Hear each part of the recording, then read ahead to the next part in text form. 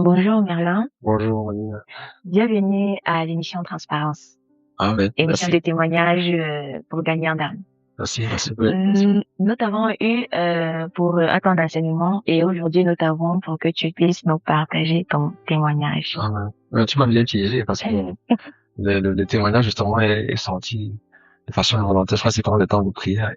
Voilà, comme Dieu sait bien faire ces choses. Amen, On va pour le sa faire. gloire. Ah ouais. Amen. Donc aujourd'hui tu vas nous parler de ta relation avec ton père précisément et même je dirais de tes parents. Comment est-ce que tu as vécu avec tes parents et de la délivrance que le Seigneur Jésus-Christ a opérée dans ta vie. Mm. Est-ce que, pour commencer, tu peux nous décrire quelle était ta relation avec tes parents durant ton enfance? Ok, merci pour la question. Oui, ma relation avec mes parents. Déjà, j'ai eu la grâce de Dieu de grandir dans une famille avec mes deux parents. Voilà, avec deux parents qui vraiment se sacrifiaient beaucoup. Aussi bien la maman que le papa, afin de souligner nos différents besoins, vraiment. J'ai pas grandi dans une famille opulente. Voilà, j'ai grandi dans une famille très modeste, mais avec des parents qui faisaient tout ce qui était en leur capacité pour, voilà, pour nous mettre à l'abri du besoin, quoi. Donc voilà un peu le contexte familial, donc, que j'ai grandi avec des cadets. Oui, d'accord. Et plus tard, cette relation ou alors cette capacité qu'ils avaient de vous soutenir, de vous aider, ou alors la façon dont ils vous traitaient, s'est vu un peu changer. Mhm. Comment est-ce que, bref, qu'est-ce qui a fait basculer cela, ou alors comment est-ce que tu as commencé à être traité par tes parents ou je dirais par ton père? Ok, merci. En fait, dans mon enfance, je crois, comme dans tout foyer, il y a des périodes de crise. Voilà, il y a des périodes de conflit dans les couples. Et voilà, moi, j'ai été exposé à ces conflits, à ces troubles qui pouvaient avoir dans le cocon familial en cette période-là, quoi. Et déjà, entre parenthèses, c'est aussi une façon d'inviter les parents à, autant que faire se peut, d'éviter d'exposer les enfants à la dispute, à la querelle et tout, parce que inconsciemment, ce sont des semences qui sont plantées dans le cœur de l'enfant. Vraiment, de manière involontaire. Et des semences, quand une graine est plantée, elle va produire du fruit plus tard. Voilà. Et c'est en fait un peu ça. Voilà, on a traversé des difficultés où je voyais mes parents se disputer, se disputer, se chamailler. Voilà, tel accuse celui-ci de ça, tel accuse celui-ci de ça, comme ça. Et voilà, à un moment donné, on avait des disparitions d'argent, de pertes d'argent à la maison qui n'étaient pas vraiment expliquées. Et voilà, comme j'étais l'aîné de la maison, je suis encore tout petit, tout jeune, mais j'étais l'aîné, voilà. Et on m'indexait celui qui prend l'argent et consomme, voilà. Et après, comme tout garçon l'instinct du jeune garçon qui est de protéger sa maman. Voilà, on se met dans une position où on veut protéger sa maman contre le papa. Et voilà, il y a des sentiments de colère, voilà, de mépris qui ont commencé à grandir. Et aussi parce que tout jeune, j'avais un papa qui avait la main très légère, un papa qui fouettait beaucoup. Voilà, Dieu ça a changé aujourd'hui. Mais voilà, il fouettait beaucoup voilà, pour un tour et pour un rien. Et voilà, être exposé tout le temps à ça, voilà, fait que vraiment ça me rend compte, il y avait de l'amertume, du rejet, des blessures vraiment profondes qui s'étaient installées dans mon cœur, du rejet, j'ai jusqu'à dire de la haine même. Voilà, de la haine qui s'est installée dans mon cœur. Mais c'est vraiment tout jeune, je ne connaissais pas ces choses-là. Voilà, c'est vraiment beaucoup plus tard Tu as pris que conscience j'ai de pris ça. conscience de ça. Oui. Et vers l'adolescence, tu nous as dit, tu as dû quitter la maison parce que l'atmosphère ne te plaisait plus. Tu as dû quitter la maison pour aller. Oui, c'est vrai que c'était une raison à double sens un peu quand même.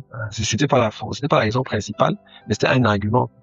C'est vrai que j'ai eu la grâce d'avoir dans ma famille une tante qui avait une certaine, voilà, qui était dans une belle maison et tout. Et comme on était habitué, on était déjà exposé à la télé, on voyait aussi une belle maison et tout. Et je me rappelle que chez nous, je tombais dans une même chambre avec plusieurs de mes cadets. Et moi, je voulais l'émancipation, je voulais avoir ma chambre tout seul. Et j'étais principalement parti parce que chez ma tante, là, il y avait une chambre là-bas qui était occupée. Je voulais avoir mon espace à moi.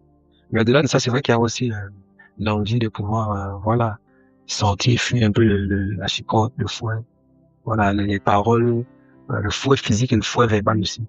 Voilà, que je pouvais recevoir. Voilà. Et tout ça, tu les vivais, mais tu n'extériorisais pas ce que tu ressentais. Oui, je suis quelqu'un, je parle pas.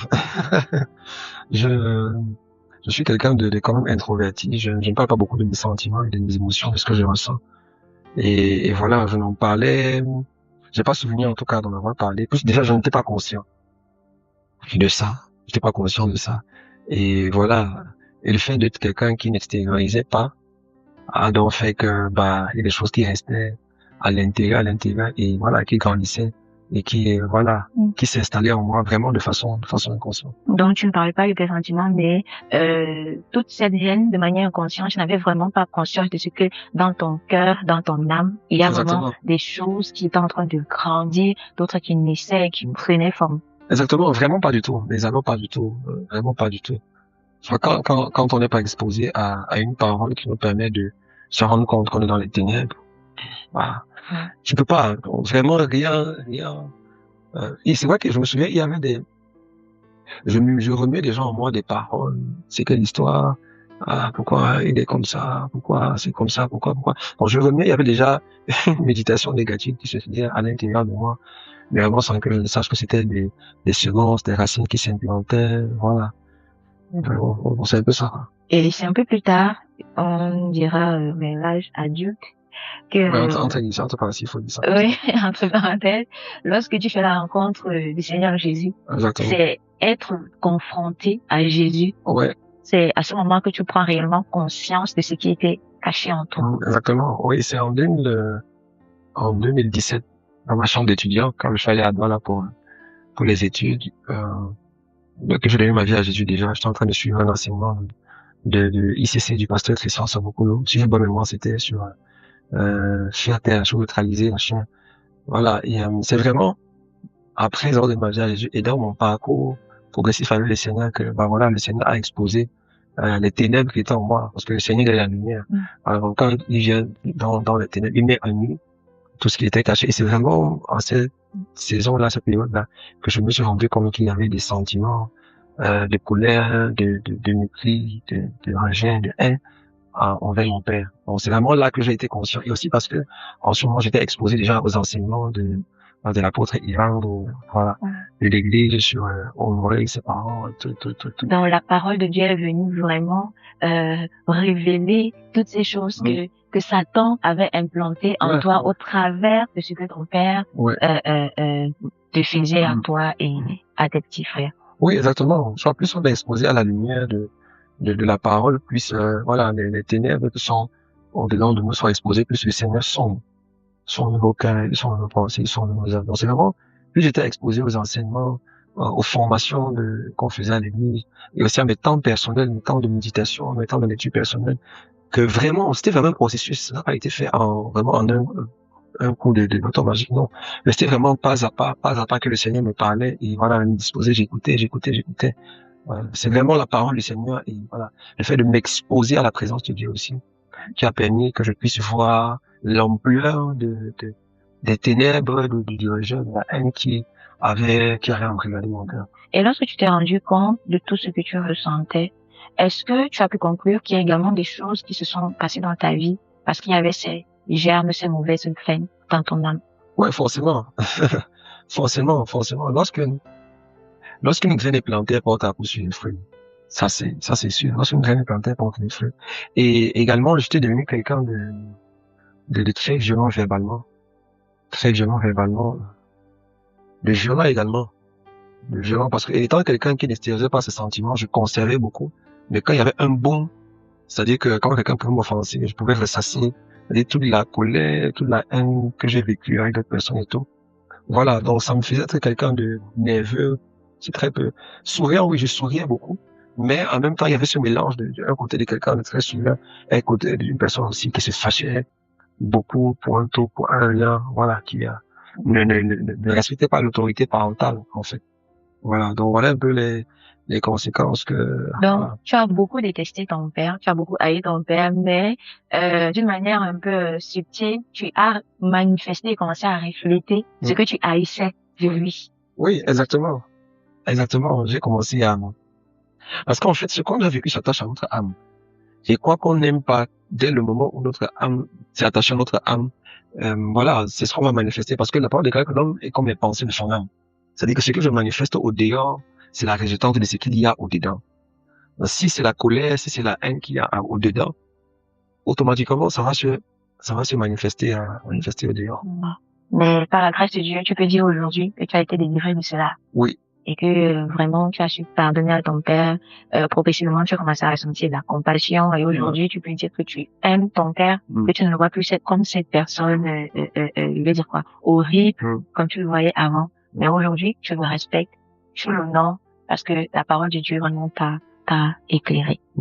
Qu'est-ce que tu pourrais dire à ces personnes qui se retrouvent, qui pourraient être dans cette situation dans laquelle tu étais avant? Ok, merci pour la question. Bon, je voulais pas quelqu'un d'horrible parce que pas horrible parce que c'est quelqu'un aussi qui nous aimait beaucoup et qui s'inquiétait beaucoup de le maximum. Parce que, en toutes ces secteurs, on a vu également des familles où les parents, le père ne faisait rien, vraiment rien pour la croissance de la famille. Mais déjà, s'il faut préciser quelque chose, c'est que pendant ce processus dans lequel le Seigneur exposait l'état de mon cœur et avait engagé un processus de guérison par la parole, par les temps de prière, je me souviens que précisément, lors d'un temps de prière à Douala, à ICC, voilà, je sentais à ce moment, il y avait vraiment comme une boule dans mon cœur qui pesait. Et voilà, cette boule a comme vraiment pendant un temps de prière, je priais, je soupirais, vraiment c'est pendant un temps de soupir, un temps de crier à Dieu, je me demandais de nous délivrer, vraiment le Seigneur l'a fait. C'est vraiment, c'est venu à un seul moment, comme une boule qui a éclaté. Et vraiment, j'ai été délivré de cette colère, de cette haine. Et tout de suite, ce qui s'est d'abord installé dans mon cœur, c'était d'abord la compassion. Pas l'amour, mais d'abord la compassion. Parce que la compassion m'a amené à me positionner à la place de mon père, à essayer d'analyser pourquoi il se comportait comme ça, quels étaient ses challenges personnels, quelle était la réalité, essayer de comprendre quelle était la réalité de son enfance, pour essayer de comprendre d'où tout un ensemble de choses partout. Bon, c'est vrai que tout ça, c'était à cause des enseignements que j'écoutais. Voilà, d'essayer de le comprendre et tout. Donc c'est vraiment quand je comprenais, quand j'ai mieux appris à le connaître, vraiment le Seigneur m'a enseigné à mieux le connaître, à mieux le comprendre. Voilà, et c'est vraiment de façon progressive que l'amour s'est réinstallé. Et aujourd'hui, vraiment, je peux dire avec le sourire aux lèvres que j'ai été vraiment guéri de la haine, de la colère, de toute forme d'amertume qu'il y avait contre mon père. Et que vraiment, je peux le dire vraiment en toute joie que j'aime mon père. Voilà. Si, voilà, tu m'as posé la question de savoir, qu'est-ce que je pourrais dire à un jeune? Déjà, je pourrais dire que le Seigneur guérit. Voilà. Jésus guérit, il restaure les cœurs. Voilà, que lorsqu'on lit Luc chapitre 4, je crois partir du verset 18, Jésus, l'Esprit du Seigneur sur moi parce qu'il m'a pour annoncer une bonne nouvelle, pour guérir ceux qui ont le cœur brisé. Le Seigneur guérit le cœur brisé. Peu importe le niveau de haine, de colère, d'amertume, de ce que tu vis, que tu as vécu par rapport à ton parent, par rapport à ta mère, l'absence du père, ou quoi qu'ils aient été présents, un viol, je sais pas trop quoi, des accusations, de rejet, tout ce qui peut aller avec.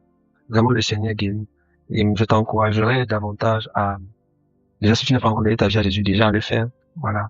C'est très important parce que c'est le point de départ. Lorsque tu donnes ta vie à Jésus, tu invites le Seigneur à lui-même prendre tes combats. Voilà, c'est très important. Donc, si tu donnes ta vie à Jésus, tu n'as qu'à faire cette prière. Seigneur Jésus, je t'invite dans mon cœur et dans ma vie. Prends les rênes de ma vie. Fais de moi ce que tu veux. Pardonne-moi d'avoir haï, d'avoir eu de la colère contre une tierce personne. Délivre-moi et purifie-moi par ton sang. Voilà. Amen. Tu fais Amen, c'est tout. Voilà. Et je t'encouragerai également à beaucoup t'exposer à la parole de Dieu. Le fait de lire les Écritures vont t'amener à découvrir, à laisser le Seigneur déjà à illuminer ton être intérieur, ton cœur par sa parole. Ça va t'amener à comprendre des choses. Suivre également les enseignements des pères. Voilà, il y a tellement d'enseignements qui permettent d'être davantage éclairé. Voilà, développer soi-même sa propre communion dans l'obéissance au Saint-Esprit. Voilà, je pense que dans la communion, le Saint-Esprit te parle et tu décides d'obéir. Parce qu'aussi longtemps qu'il te parlera et tu décides de résister, tu n'évolueras pas. Voilà, rester dans une attitude d'acceptation de ce qu'il y a ça dans mon cœur et de soupir continue. Et j'ai la foi que comme le Seigneur l'a fait avec moi, à un jour, ou une façon pour essayer, tu verras le Seigneur te délivrer totalement et tu verras le Seigneur remplir ton cœur de compassion et remplir ton cœur d'amour. Donc voilà ce que je peux dire. Amen. Merci beaucoup, Merlin, pour ton témoignage. Et nous croyons que le sens du pardon va s'installer également dans les cœurs des jeunes, des femmes et des hommes qui vont qui vont écouter cette vidéo. Ah ouais. Gloire à Jésus. Gloire à Jésus. Merci beaucoup. Je prie que vraiment ce témoignage puisse te bénir. Laisse-nous en commentaire un témoignage et voilà une expérience que tu as vécue qui pourra également bénir quelqu'un. Voilà, qui pourra nous permettre également de te conseiller, de pouvoir t'aider. On est ensemble. Peace.